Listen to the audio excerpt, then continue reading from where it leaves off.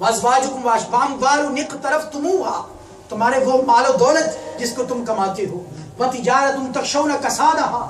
اور تمہاری وہ تجارت اور کاروبار جس کے نقصان کا تمہیں ہر وقت ڈر لگا رہتا ہے۔ اور 8ویں نمبر پر فرمایا ومساکن ترضونها،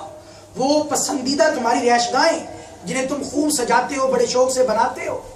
اور انہیں پسند کرتے ہو۔ ومساکن ترضونها، یہ 8 چیزیں گنوا کر ان کی محبتوں کو ناجائز نہیں کہا،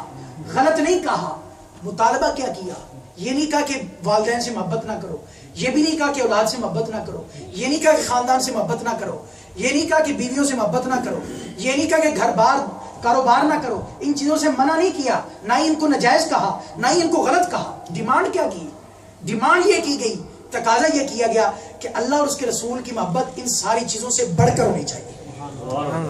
یہ ڈیمانڈ کی گئی کہ ان کی محبتیں اپنی جگہ حق ہیں، لیکن جب ان میں سے کسی چیز کی محبت کا ٹکراؤ اللہ اور اس کے رسول کی محبت کے ساتھ ہو، سچے پکے مومن کی شان یہ ہے کہ پھر وہ ہمیشہ اللہ اور اس کے رسول کی محبت کو ہی ترجیح دیتا ہوں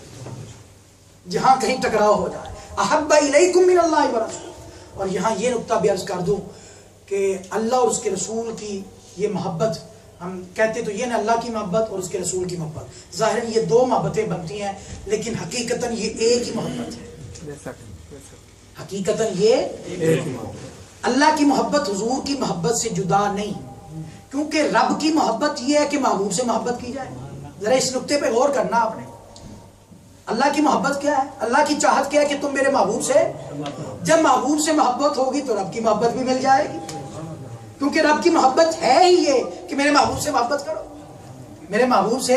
اس لیے تو فرمایا ان کنتم تحبون اللہ فاتبعونی، جو میرے محبوب سے محبت کرے گا، میرے محبوب کی سنتوں پر عمل کرے گا، محبوب کی اداؤں پر عمل کرے گا۔ رب اپنے محبوب سے محبت کرتا ہے، محبوب کی اداؤں کو پسند کرتا ہے، جو محبوب کی اداؤں اور سنتوں کو اپنائے گا وہ بندہ بھی رب کی پاک بارگاہ میں محبوب ہو جائے گا۔ اس لیے فرمایا یحببکم اللہ ویغفر لکم ذنوبکم، جو واقعی اللہ سے محبت کرنا چاہتا ہے تو طریقہ بتا دیا، فرمایا رب کی محبت کو پانا ہے تو غلامی مصطفیٰ کے ذریعے پاؤ، اتباع مصطفیٰ کے ذریعے پاؤ۔ جب اتباع مصطفیٰ کے ذریعے تم رب کی محبت کو پانا چاہو گے تو رب تمہارا سٹیٹس بدل دے گا اس انداز سے کہ پہلے تم محب بننا چاہتے تھے، یحببکم اللہ، رب محب کے ساتھ ساتھ تمہیں اپنا محبوب بھی بنا لے گا۔ پہلے تم طالب بننا چاہتے تھے، محبوب کی غلامی کی برکت سے رب طالب کے ساتھ ساتھ مطلوب بھی بنا لے گا، رب اپنا محبوب بھی بنا لے گا اور اپنا مطلوب بھی بنا لے گا۔ وَيَغْفِرْ لَكُمْ ذُنُوبَكُمْ، اور تمہارے گناہوں کو بھی بخش دے گا۔ اور یہاں یہ بھی بتا دوں مَن یُطِعِ الرَّسُولَ فَقَدْ أَطَاعَ اللَّهَ، فرمایا جس نے رسول کی اطاعت کی، جس نے رسول کی اطاعت کی، رسول کی فرما برداری کی۔ اب وہ یہ نہ سمجھو کہ اس نے فقط رسول کی اطاعت کی، اللہ کی اطاعت نہیں کی، فرمایا نہیں، جس نے رسول کی اطاعت کر لی وہ سمجھ لے کہ فقط اطاع اللہ، تحقیق اس نے اللہ کی اطاعت کی، تحقیق اس نے اللہ کی اطاعت۔ اور جس نے رسول کو راضی کر لیا، ایسا نہیں ہو سکتا کہ رسول کو راضی کر لے اور رب راضی نہ ہو۔ میں واللہ ورسولہ احق ان یرضوا، حضور کی رضا رب کی رضا سے جدا نہیں ہے، جس نے حضور کو راضی کر لیا، حضور کی رضا میں ہی رب کی رضا ہے، حضور کی رضا میں ہی رب کی رضا ہے۔ جس نے حضور کو راضی کر لیا اس نے اپنے مولا کو راضی کر لیا۔ اس لیے کہا خدا کی رضا چاہتے ہیں دو عالم، خدا چاہتا ہے رضائے محمد، خدا چاہتا ہے۔ ساری گفتگو کا خلاصہ اور نچوڑ یہ ہے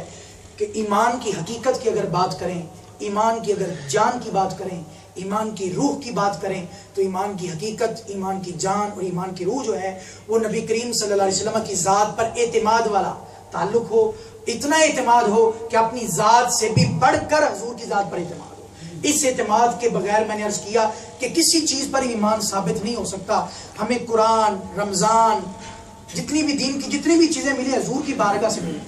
تو جس بارگاہ سے ملی اگر اس بارگاہ پر یقین ہی نہیں ہوگا تو پھر ان چیزوں پر ایمان بھی ثابت نہیں ہو سکتا۔ تاکہ اللہ کی ذات پر بھی ایمان ہمارا اتنی دیر تک ثابت ہی نہیں ہو سکتا جب تک حضور کی ذات کو درمیان میں داخل نہ کریں اور حضور کی ذات پر ایمان نہ لے آئیں۔ اور دوسرا ایمان کی حقیقت کا دوسرا پہلو یہ ہے کہ بندہ ہر چیز سے بڑھ کر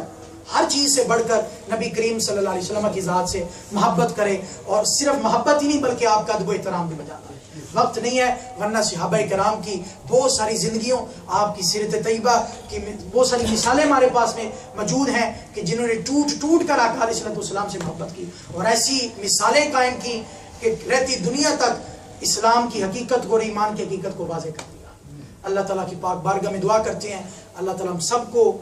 نبی کریم صلی اللہ علیہ وسلم کے ساتھ سچی محبت کرنے کی توفیق عطا فرمائے اور آپ کی اداؤں اور سنتوں پر عمل کرنے کی توفیق عطا فرمائے۔ وآخر دعوانا